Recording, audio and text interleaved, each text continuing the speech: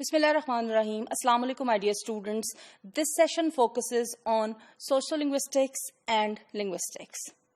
I hope and expect that by the end of this session, you would be able to differentiate between the two terms as well as you would be able to understand the relation of the two terms.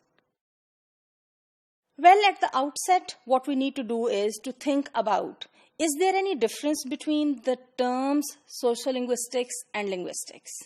If there is a difference, what is the nature of difference and how does it affect the study of language? Well, my dear students, linguistics differs from sociolinguistics in taking account only of the structure of language to the exclusion of the social or the cultural aspects or context which it is used in.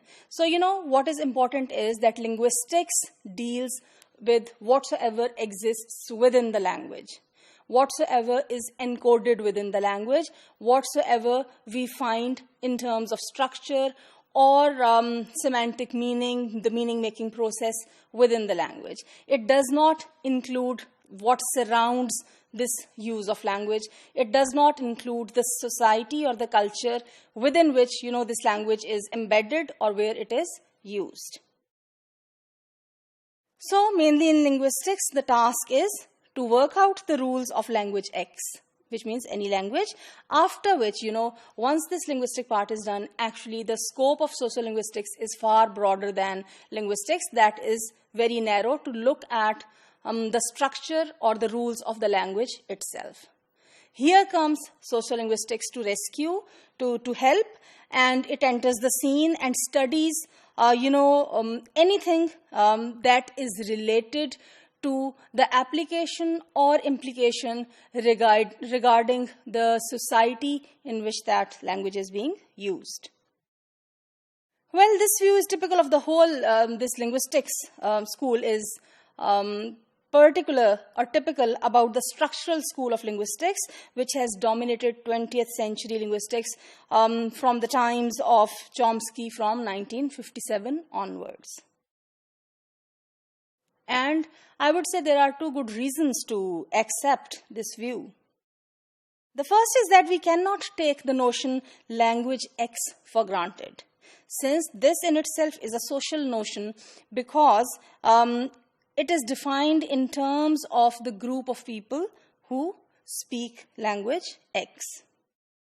The second reason is that speech has a social function. So, this shift from linguistics towards sociolinguistics means understanding language, its rules, its structure in the social context.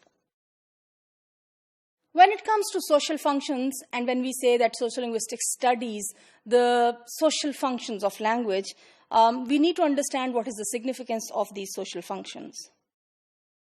Well, as a means of communication and also as a way of identifying social groups, language operates as a very, very significant tool.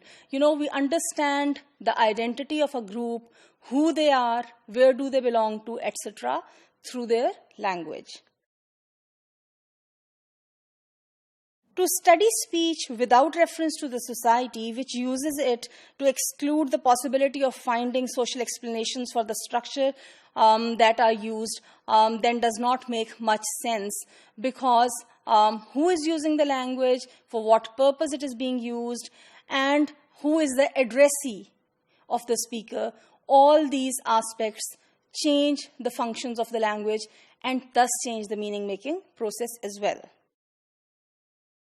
In short, what we can say is sociolinguistics basically brings the human aspects into the study of language.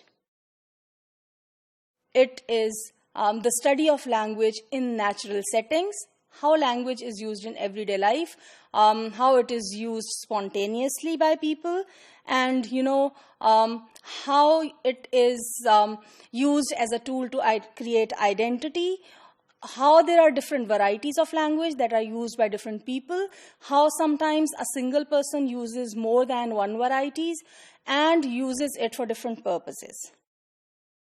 Sociolinguistics also studies different dialects and local varieties of language, which people use to create their local identities. So, sociolinguistics as compared to linguistics is a far broader field which encompasses the social and the cultural aspects of the study of language.